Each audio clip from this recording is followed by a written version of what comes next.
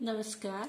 मैं Shashi Prabha Saraswat, associate professor Hindi, Shri Kalyan राजकीय कन्या महाविद्यालय सीकर। प्रिय विद्यार्थियों, जैसा कि पिछले वीडियो में हम सूरदास कवि को कर रहे थे, उसी कड़ी को आगे बढ़ाते हुए आज अगले पद हैं वो हम पढ़ेंगे।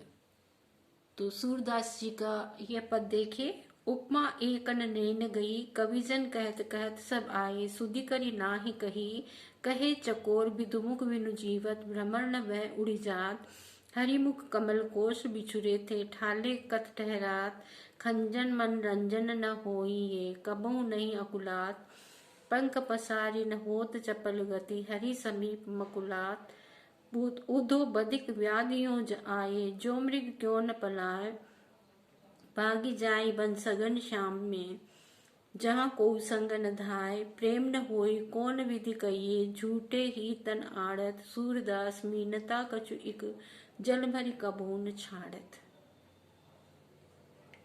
प्रस्तुत काव्यांश सूरदास जी के सूर सागर सार से लिया गया है। यहाँ सूरदास जी की गोपियां हैं, वे अपने नेत्रों की उपमाओं में केवल मछली की उपमा को ही कुछ ठीक मानती है कि बाकी उपमाएं हैं सब व्यर्थ लगती हैं, मछली की उपमा फिर भी उचित लगती है। श्री कृष्ण के वियोग में व्याकुल गोपिकाएं कृष्ण के दर्शन के लिए आतुर हैं, कृष्ण का इंतजार करती रहती हैं। तो गोपिकाएं कहती हैं, उपमा एकन नैन गही। उपमा यानी तुलना। कुछ कठिन शब्द उनके अर्थ पहले हम कर लेते हैं। उपमा का अर्थ होता है तुलना करना, समानता बतलाना। सुधि का अर्थ होता है याद करना। विधु यानी चंद्रमा। ठाले यानी बिना काम किए, निठल्ले। व्याध का अर्थ होता है बहेलिया। बधिक का अर्थ हम लेंगे बहेलिया या हत्यारा। व्यो यानी होकर। मृग का अर्थ होता है हिरण। पलात का अर्थ होता है भागना। घात यानी चोट करना या छल करना, प्रहार करना। रंजन का अर्थ होता है प्रसन्न करने वाला, अच्छा लगने वाला। पसारी का अर्थ होता है फैलाकर। इक यानी एक। छाड़त यानी छोड़ना। तो यहाँ गोपिकाएं, सूरदास की गोपियां हैं, वो कह रही हैं, उपमा एकन नैन गही।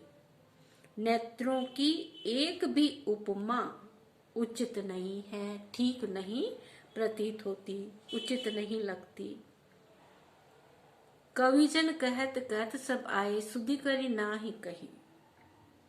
यूं तो कवियों ने नेत्रों की कई उपमाएं दी हैं, किंतु वे समझदारी से प्रस्तुत की गई प्रतीत नहीं होती, क्योंकि कहे चकोर विदुमुख बिनु जीवत, भ्रमर न वह कहीं उड़ी जात।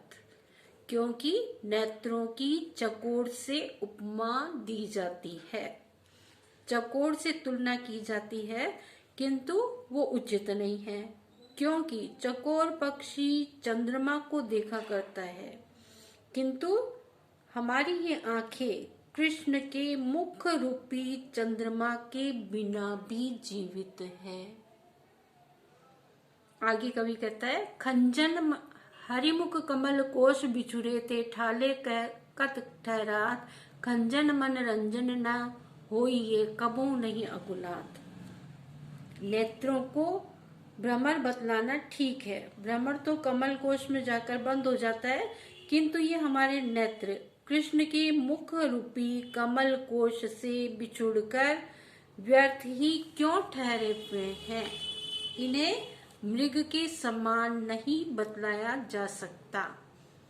ये मन को अच्छे लगने वाले खंजन पक्षी के समान भी नहीं है, क्योंकि ये तो कृष्ण के बिना व्याकुल ही नहीं है। आगे कवि कहता है, पंख पसारी न होत होत चपल गति, हरि समीप मुकुलात, ऊधो बधिक व्याधियो आए, जो मृग क्यों न पलाए। पंख खोलकर तेजी से उड़कर जाने वाले खंजन पक्षी की तरह ये कृष्ण के पास गए ही नहीं। आगे कवि कहते हैं, यदि ये मृग होते, ये नेत्र मृग होते, तो प्राणनाशक शिकारी की तरह उद्धव के यहाँ आने पर भाग गए होते। उद्धव जो ही उपदेश देने लगा, उद्धव को देखते ही ये नेत्र कहाँ भाग गए होते? श्याम के पास चले गए होते, कृष्ण के पास चले गए होते। ये भागकर क्यों नहीं गए?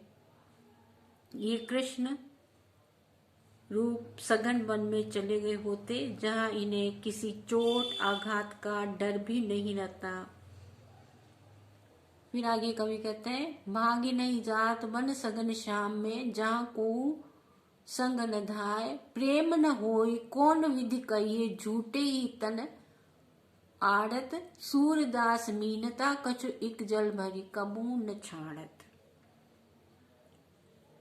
प्रेम से भी इन नेत्रों की तुलना नहीं की जा सकती, क्योंकि ये तो वृथा ही अड़े हुए हैं। प्रेम में अकड़ नहीं होती, केवल मछली से मीन है ना मछली, मीन से मछली से ही इनकी कुछ समानता दिखाई देती है। मछली बिना पानी के जीवित नहीं रह सकती, ये नेत्र कृष्ण के विरह में आंसू के बिना नहीं रहते हैं, इसलिए मछली से कुछ समानता सटीक बैठती है। मछली सदा पानी में रहती है, तो ये नेत्र भी सदा अश्रु जल से भरे रहते हैं, कृष्ण वियोग में आंसू बहाते रहते हैं, आंसुओं में हमारी आंखें डूबी रहती हैं। तो मछली से कुछ कुछ समानता ठीक प्रतीत होती है, उसे कभी नहीं छोड़ते। हमारे ये नेत्र आंसुओं को कभी भी नहीं छोड़ते हैं। विशेष टिप्पणी के अंतर्गत है विद्यार्थियों, आपको कुछ बिंदु लिखने हैं जिससे आपको परीक्षा में अंक अच्छे मिलेंगे। तो विशेष टिप्पणी में ये बात लिखिएगा, सूरदास जी ने नेत्रों के लिए कवियों द्वारा बताए गए उपमानों में से मीन के उपमान को उचित माना है। मछली के उपमान को, मीन के उपमान को उचित माना है। इसमें अनुप्रास अलंकार, उपमा, रूपक इत्यादि अलंकारों का प्रयोग हुआ है। परंपरा से बताए जा रहे उपमानों की अनुपयुक्तता स्पष्ट करने में कवि ने कौशल का परिचय भी दिया है। इस कवि की पद व्याख्या को सुनने के लिए आपको बहुत बहुत धन्यवाद। इसी प्रकार घर पर भी जो पढ़ाया गया है उसको साथ साथ पढ़ते जाइए, ताकि परीक्षा में आपके अच्छे अंक आए। तो वीडियो सुनने के लिए, सूरदास जी को सुनने के लिए आप सभी को बहुत बहुत धन्यवाद।